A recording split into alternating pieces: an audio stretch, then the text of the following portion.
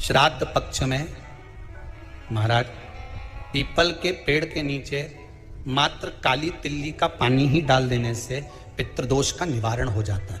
किसी लड़के की लड़की की विवाह शादी नहीं हो रहा हो, मंगल विवाह नहीं हो रहा हो, पानी के लोटे में थोड़ा सा काला तिल डालकर श्राद्ध पक्ष में पीपल के पेड़ के नीचे चढ़वा दीजिए महाराज। पितरों की शांति होती है, घर में मंगल कार्य होता है, मंगल कार्य हो जाता है, पितृदोष का निवारण होता है। बहुत रोग घिर गया, ऐसा लग रहा है कि बहुत बड़ी बीमारी शरीर में आ गई है, वो मिट नहीं रही, बीमारी बहुत बड़ी है, नहीं जा रही। सरसों का फूल भगवान शंकर को चढ़ाना प्रारंभ कर दो। सरसों तो आप अपने घर के अंदर भी बो सकते हो, उसमें पीला फूल ही जाता है, शिव जी को चढ़ाना चालू कर दो, बीमारी समाप्त होना प्रारंभ। पर श्राद्ध पक्ष में ये क्यों कहा जाता है कि पूड़ी के ऊपर पूड़ी रख दे, उसमें मीठा रख दे, खीर शक्कर रख दे, गाय को दिया, कुत्ते को दिया, कागा को दिया। दो पूड़ी का प्रमाण कहां से आया? दो भाग रोटी के टुकड़े का प्रमाण कहां से आया? श्राद्ध पक्ष में ही ऐसा क्यों किया जाता है? बाकी के समय पर तो कोई ऐसा दो पूड़ी का प्रमाण ही नहीं। श्राद्ध पक्ष में, पितृ पक्ष में किया जाता है, पितृ पक्ष में। और एक बात और अच्छे से ध्यान रखिएगा, लगे ऐसा कि घर में शांति नहीं है, सुख लक्ष्मी तो है, परिवार भी छोटा है, पर शांति नहीं। जब देखो जब किसी ना किसी का मुंह चलता रहे, क्रोध में बोलते रहें, शब्दों के तीर चलते रहें, शांति नहीं है। प्रयास करिए, जिस समय पर ब्राह्मण को भोजन करने के लिए बिठाएं या श्राद्ध पक्ष के अंतर्गत ब्राह्मण जब घर में भोजन ग्रहण कर रहा हो, उस समय पर थोड़ा सा कोई सुगंधित पदार्थ, इत्र आदि, पानी के मटके के पास, परिंडे के पास में, जलाशय के पास में, उस इत्र को थोड़ा सा कोई रुई में रखकर छोड़ दीजिए। घर में कभी क्लेश नहीं हो सकता, शांत का माहौल हो जाएगा। श्राद्ध पक्ष में एक रोटी में थोड़ा सा मीठा रखकर सोमक पितृ का नाम लेकर यदि गाय को खिला दिया जाता है, तो अगर कोई पूर्वज प्रेत योनि में भी पड़ा हुआ होता है, भटक रहा होता है, जिसको पिंड नहीं मिला, जो अचानक मर गया होता है, अधोगति में चले गया होता है, उस जीव की मुक्ति 10वीं श्राद्ध पक्ष की, एकादशी श्राद्ध पक्ष की और द्वादशी श्राद्ध पक्ष की, ये 3 दिन सोमक पितृ का नाम लेकर रोटी में, पूड़ी में मीठा रखकर अगर गाय को खिला दिया जाता है, ये 3 दिन तक, तो वो पितृ कभी भटकते नहीं है, उनको मुक्ति प्राप्त हो जाती है, मोक्ष में। एक बार सभी लोग वापस नाम बोलेंगे, क्या नाम है? सोमक। गाय के मुख में जब हम रोटी देते हैं, एक रोटी जब देते हैं, या तो गाय के मुख में 16 श्राद्ध में जब रोटी देते हैं, तो रोटी को बीच में से तोड़कर, रोटी का जो भाग होता है उसको, मतलब ऊपर से फुलका का परत नहीं निकालना है, रोटी जो सीधी सीधी है ना, जैसे ये रोटी है तो इसको बीच में से तोड़ लिया, 2 भाग विभाजित कर लिया, नीचे वाले भाग में भी थोड़ा सा गुड़ शक्कर रख लिया, ऊपर वाले भाग में भी गुड़ शक्कर रख लिया, एक के ऊपर एक रोटी को रख लिया, वो गाय को दी। तो अपन श्राद्ध पक्ष में 2 पूड़ी का प्रमाण है कि गाय को 2 रोटी दी जाती है, कुत्ता को 2 रोटी दी जाती है। 2 पूड़ी रख के देते हो, देते आप लोग तो देते होगे, 2 पूड़ी के ऊपर पूड़ी रखकर, थोड़ा सा मीठा रखकर, नमकीन रखकर, कुत्ते को भी देते, 2 पूड़ी तोड़कर कागा को भी देते। 2 पूड़ी का प्रमाण कहां से आया? 2 भाग रोटी के टुकड़े का प्रमाण कहां से आया? श्राद्ध पक्ष में ही ऐसा क्यों किया जाता है? बाकी के समय पर तो कोई ऐसा 2 पूड़ी का प्रमाण ही नहीं। पर श्राद्ध पक्ष में ये क्यों कहा जाता है कि पूड़ी के ऊपर पूड़ी रख दे, उसमें मीठा रख दे, खीर शक्कर रख दे, गाय को दिया, कुत्ते को दिया, कागा को दिया, ऐसे क्यों कहा जाता है? उसका कारण क्या होता है? उसका केवल एक कारण है, जो नारी ने भोजन का निर्माण करा है, जो घर की बहू भोजन बनाई है, जो घर की बेटी ने भोजन बनाया है, घर की माता ने भोजन बनाया है। महाराज, पिता पुरुष एक कुल को तारता है, बेटी 2 कुल को तारती है। जब श्राद्ध पक्ष में 2 भाग रोटी के कर कर गाय को देती है, तो 1 भाग तो उसके ससुराल वालों को मिलता है।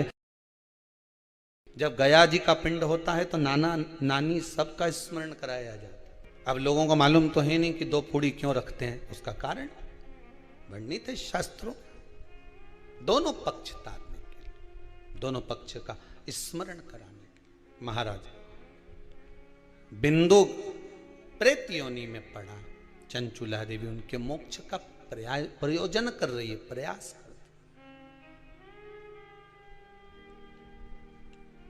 क्या करा जाए कि इनको मोक्ष मिल जाए? कहा शिव महापुराण की कथा। पार्वती मैया की सहेली बन गई और पार्वती मैया ने शिव महापुराण में प्रेत योनि से मुक्त होने के लिए कहा तुम रुका जी के यहाँ जाओ, देवऋषि नारद के पास जाओ। नारद जी ने तुमरुका जी के पास भेज दिया। क्यों? नारद जी जानते हैं मैं कथा नहीं कह सकता, मैं कथा सुन सकता हूं पर कह नहीं सकता, कहने के लिए मुझे बैठना पड़ेगा। श्राद्ध पक्ष की 10वीं, श्राद्ध पक्ष में जब हम शंकर भगवान पर एक लोटा जल चढ़ाए तो उसी जल को धीरे धीरे धीरे धीरे 27 बार भगवान शंकर को समर्पित करना चाहिए। कितनी बार? 27 या फिर 27 मनके की माला से जप करें।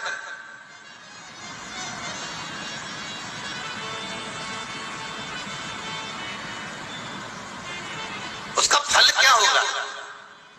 भगवान शिव अपने रूप रखकर इन पितरों को वो भाग देना चालू कर देते। भूल से भी 16 श्राद्ध के 16 दिन में से एक दिन भी अगर हमने एक ही पानी का कलश, एक ही लोटा, ऐसा नहीं कि तुम्हें 27 बार पानी भर के चढ़ाना, लोटा एक ही है, कलश एक ही है और उसको धीरे धीरे धीरे धीरे कर 27 बार छोड़ दिया जाता है। तो शिव महापुराण की कथा। श्री शिवाय नमस्तुभ्यम, सब बोलिए एक बार जमकर, श्री शिवाय नमस्तुभ्यम।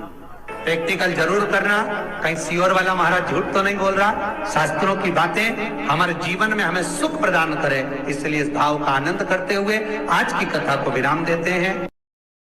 श्री शिवाय नमस्तुभ्यम। मेरे चैनल को सब्सक्राइब करें, बेल आइकन प्रेस करें, जिससे कि आपको लेटेस्ट वीडियो की नोटिफिकेशन मिल जाएगी।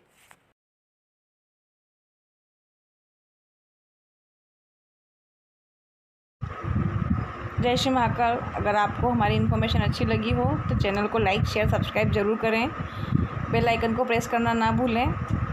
वीडियो में अंत तक बने रहने के लिए धन्यवाद।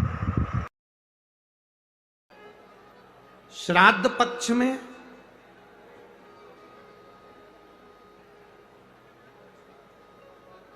मासिक शिवरात्रि आती है।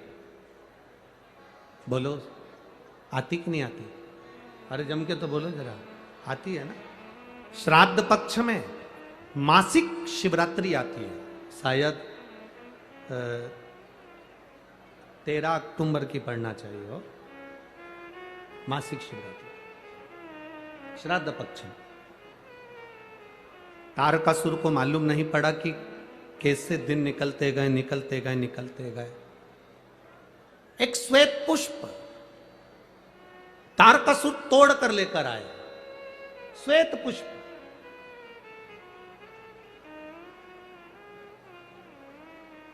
तारकासुर को नहीं मालूम था कि श्राद्ध पक्ष में शिवरात्रि आती है और शिवरात्रि के दिन आज तारकासुर श्वेत पुष्प देवादिदेव महादेव को समर्पित कर रहा है। ये तारकासुर को ज्ञात नहीं, तारकासुर को मालूम नहीं।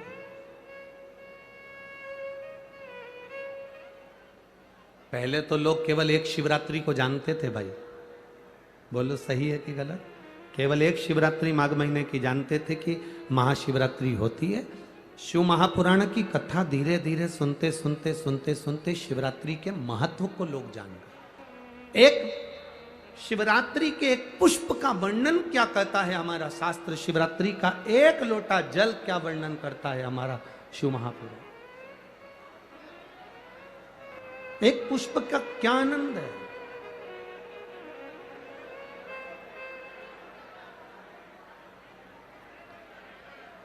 एक पुष्प का क्या रस तत्व है, ये शिव महापुराण की कथा वर्णन करती है।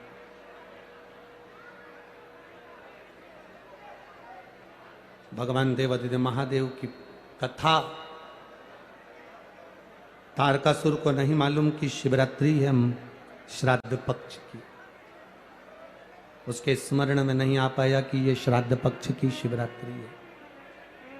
उसके स्मरण में नहीं आया कि ये शिवरात्रि कितनी मूल होती है, कितनी महत्ववान।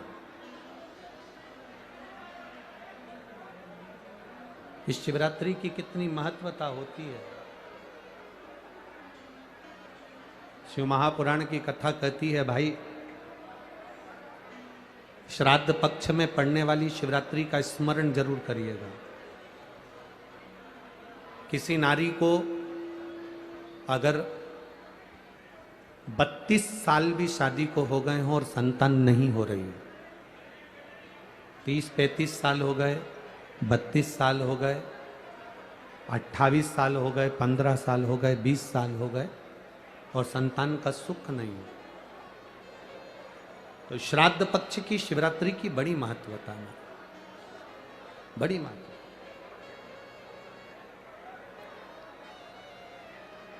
तो शिवरात्रि का बड़ा महत्व है।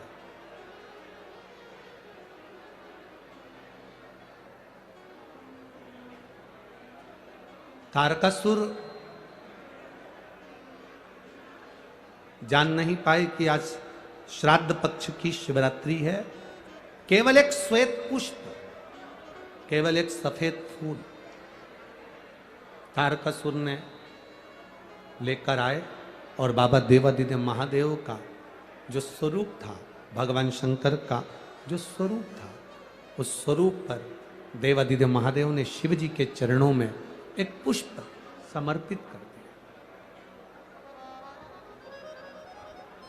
एक सफेद पुष्प, एक श्वेत पुष्प देवादिदेव महादेव को समर्पित कर, भगवान शंकर को समर्पित किया।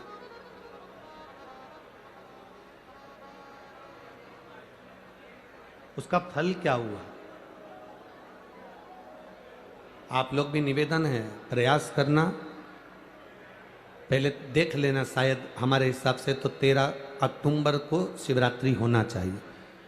और भी आपके यहाँ के विद्वज्जन पंडित जन से पूछ लेना, नहीं तो पंचांग में या कैलेंडर में देख लेना कि अक्टूबर की श्राद्ध पक्ष की शिवरात्रि कब की है।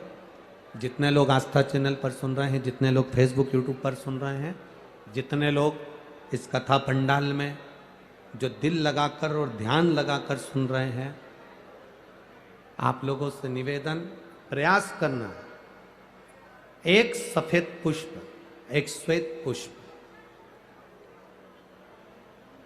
बाबा देवादिदेव महादेव को 13 अक्टूबर को अगर शिवरात्रि है तो श्राद्ध पक्ष की शिवरात्रि के दिन बाबा देवादिदेव महादेव को एक सफेद पुष्प समर्पित कर देने पर अपने मन की कामना कर कर बाबा देवादिदेव महादेव 3 महीने वो कामना पूर्ण करता है। और जिसके यहाँ पर विद्वज्जन ब्राह्मण जन ने कहा हो कि पितृदोष ज्यादा है या घर में शुभ कार्य नहीं हो रहा या तकलीफें ज्यादा हो रही हैं, कोई बड़ी बीमारी ने अगर घेर लिया है, कोई बड़ी तकलीफ सामने आ गई हो, तो उनको भी निवेदन करूंगा कि प्रयास करना कि एक सफेद पुष्प अपने हाथ से बाबा देवादिदेव महादेव को समर्पित करना।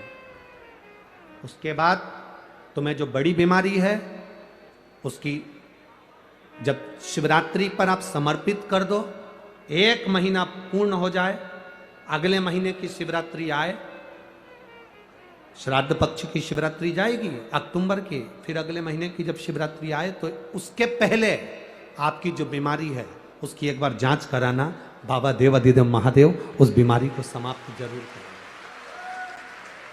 श्वेत पुष्प, भगवान शंकर का जो श्राद्ध पक्ष का जो शिवरात्रि है उस पर जो श्वेत पुष्प की परिभाषा, उसको हमें जानना, उस परिभाषा। श्री शिवाय नमस्तुभ्यम हर हर महादेव। साथियों, भाइयों बहनों, कैसे हैं? आशा करती हूँ सब लोग अच्छे होंगे, बढ़िया होंगे। और तो आज की इस कथा के माध्यम से हमारे गुरुदेव जी ने बहुत ही अच्छे अच्छे उपाय बताए हैं। और श्राद्ध महीने के कुछ ही दिन बाकी है, अगर आप लोगों ने भी कुछ उपाय नहीं किए हैं तो आप ज़रूर उपाय कर ले, ताकि आपकी जो भी मनोकामनाएं है, इच्छाएं, सब कुछ पूरी हो जाए, पितृदेव आपसे खुश हो जाए। और इसी के साथ आशा करती हूँ सब लोगों को वीडियो बहुत पसंद आया होगा। वीडियो पसंद आता है तो वीडियो को लाइक करना, शेयर करना, सब्सक्राइब करना। मिलते हैं अगले वीडियो के साथ। श्री शिवाय नमस्तुभ्यम हर हर महादेव।